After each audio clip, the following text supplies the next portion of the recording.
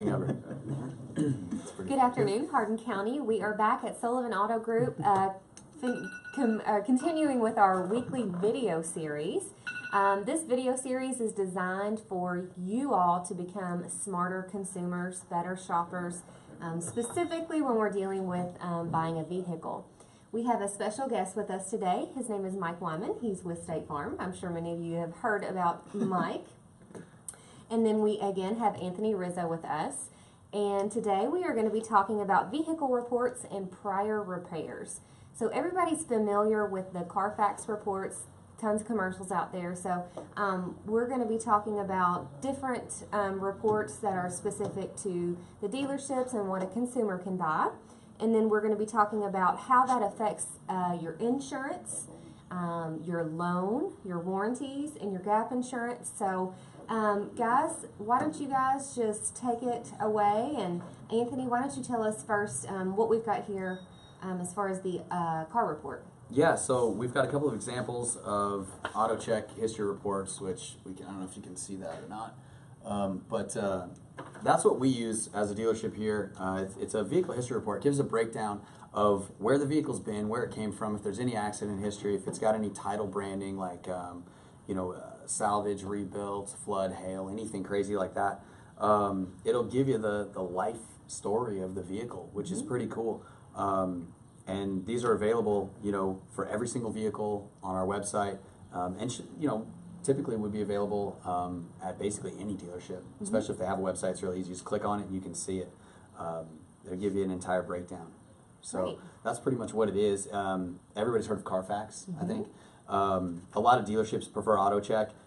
We use it when we're buying vehicles. So if it's good enough for us to be our primary focus, then we want to share that with our customers. And I think a lot of dealers have learned that too. We find auto check to be very, very, very valuable in regards to just the information that we can get about a vehicle.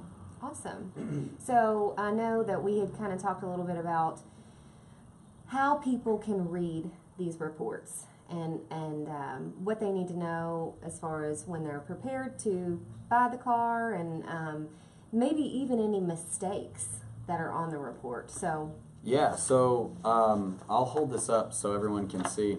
Let me know if you can see that there. So basically what you've got a breakdown of the vehicle. You've got the VIN number, you've got what the vehicle is, you've got green check marks, basically. Everything you want to have green. Every now and then there's going to be something that's red. If there's an odometer issue, if there's some sort of title issue, something like that. And I'll show you an example of that in a second. But as we flip through, you can see the history of the vehicle. You can see kind of where it's been. This particular vehicle's been in Elizabethtown. It came out of Lancaster, Kentucky originally in 2016. So as you look through, it gives you the history of where this vehicle's been, and if it's had any accidents, if anything has happened to it. There's some really, really, really good information that you can find on here and just learn a little bit about the history. So this is an example of what you want to look for when you see something that isn't necessarily a negative. It's just, hey, whoa, hold on, let's check it out, which is going to be this this little red exclamation point here. I don't know if you can see that.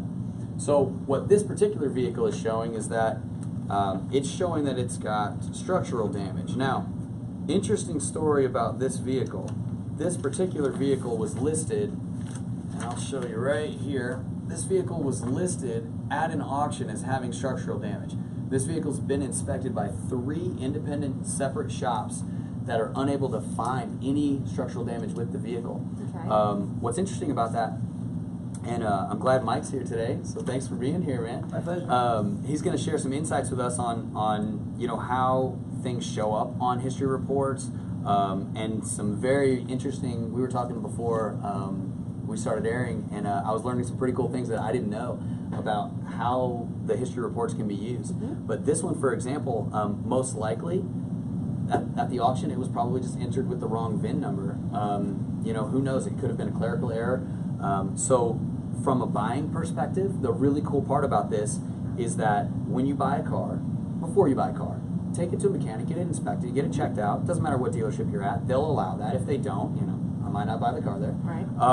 But and see if there's anything wrong with it, because the good news is when there's an announcement like this, you're probably going to be able to buy that car cheaper. And if it is an accident, well, awesome for you, win-win. But be careful and get that inspection, because if it was, you know, some sort of structural damage accident, then you want to be aware of what happened. Where is it damaged? Try to find out. And most places will be able to tell you right away. They typically keep track of that. Gotcha. But Mike, tell us about your perspective, from the insurance perspective of AutoCheck, Carfax, all that good stuff. Well, to me, it is a really good tool to use. Insurance companies primarily, especially when it comes to actually getting insurance, uses a company called Nexus Lexus, which does something very similar to this. Basically, if somebody were to have had an accident in one of these cars and we put it in the system that they own the car at the time of the accident, it'll show us exactly how much was paid out, whether it's property damage or collision to the car itself, even liability coverage to it. In the banking industry, what we've noticed with a lot of this too is that discrepancy on mileage.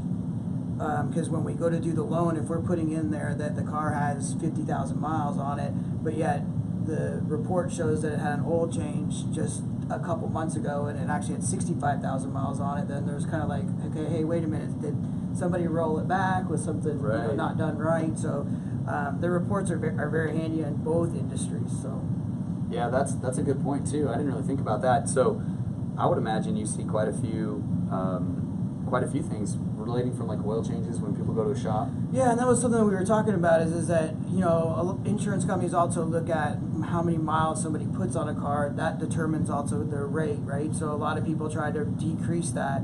But a lot of oil change places report to Carfax, and I'm guessing maybe AutoCheck too, of what the odometer reading was at the time of the oil change, which I know that in the long run that may make their insurance possibly a little higher, but at the same time when they go to sell the car, it's also showing good maintenance of the vehicle. They're going to be able to see what was done to the car and how well it was taken care of.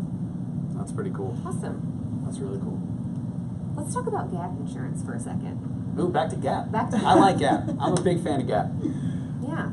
So how do these affect your gap? Well, the reports don't necessarily affect the gap so much as I guess the one thing that I want to just let everybody know is that State Farm does do auto loans. And a lot of times when you're going to a dealership, you know, the dealership's trying to make money off of the loan and selling gap and warranties and all that kind of stuff. But State Farm's loans actually come with what's called Payoff Protector.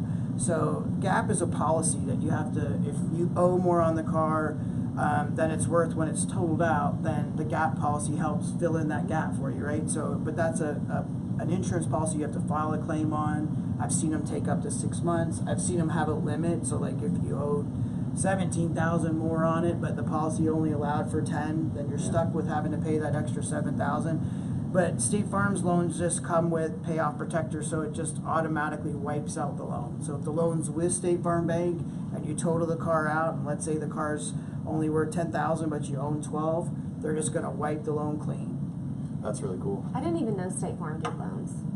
Yeah, actually, we do. State Farm is a bank. Actually, State Farm is the 80th largest bank in the United States right now. I had no idea. Yeah. Wow, that's awesome. I know we've had quite a few customers use State Farm for their loans, and back when we first started seeing it, I didn't know it either, and it was awesome to see because they're coming in, they're talking about the rates and everything, and I mean, I guess how awesome is it just to bundle everything together? It's probably pretty cool. Yeah. Makes it easy for sure. And just so you know too, like we've had some clients that they didn't know State Farm had a bank, and so they already did the loan with another company, and they bought the gap insurance from the dealership for $800-900. Yeah. But if we refinance the loan for them, and now they have Payoff Protector, so they don't need the gap policy, we're able to get that money back for them too. Because if you cancel the gap policy, it was paid up for a certain period of time, right? So if the loan's for 5 years, you paid in advance for 5 years worth of gap coverage. But if you refinance the loan, you know, 6 months after you buy the car, a year after you buy the car, then you're not really getting the other 4 years, right? So we can actually get credit back for them. So we've been able to get people gap money back up to $900. That's pretty cool. That's like the warranties we talked about, where make sure you're get everything you're supposed to get. Exactly. Yeah. So Okay. Mike, anything else that you want to let our viewers know? Well, I would just say, and I'm a big fan of these reports, because especially when you go to get insurance, then it's a matter of looking at it, and when you go to get the loan, it's looking at it to make sure you're getting what you think you're getting. For sure. I know we were going to keep today a little shorter for everybody, but there's one thing I wanted to bring up and talk about while you're here that that we haven't touched base on yet, and I think a lot of viewers are probably going to have questions about it. Salvage Rebuild. Salvage Rebuild titles. It's a touchy subject all the time, doesn't matter who you talk to, but I feel like it's one of those subjects where nobody wants to talk about it, but we all need to understand it and talk about it. So I guess my question is, here's my theory on Salvage Rebuild. This is from car buying perspective. So going to auctions, doing appraisals on the lot, whatever the case may be. Here's my thoughts and feelings about a rebuilt car or a salvage car. First off, I feel the same thing about frame damage. If it's legitimate frame damage where the frame is twisted and actually causing the vehicle to sort of crab walk down the road, this is how I feel. If you take a can of Pepsi and you crush it, it takes a certain amount of force to crush that can. Stretch it back out, make it look nice and pretty, right? And then crush it again, it takes less force to crush it the second time. Right. Now, not everybody agrees with me on that, but that's how I think about the frame of a car personally. So when I think about a salvage or a rebuilt car, in my opinion, I look at it as, or at least in a car buying perspective, it doesn't make it a bad car because it's probably got a good motor. It probably, if it was rebuilt, should be straight and function properly, right? If it was inspected and done properly. But it should just make it worth less money. I mean, general rule of thumb at the auction or any appraisal is 50%. So you cut it in half. If it's worth 10 grand, it's not going to be worth more than 5. It's just that simple. Doesn't make it a bad car, just makes it worth less money, and then there's some risk involved with that kind of savings because of that particular issue. How do you feel about that from an insurance perspective?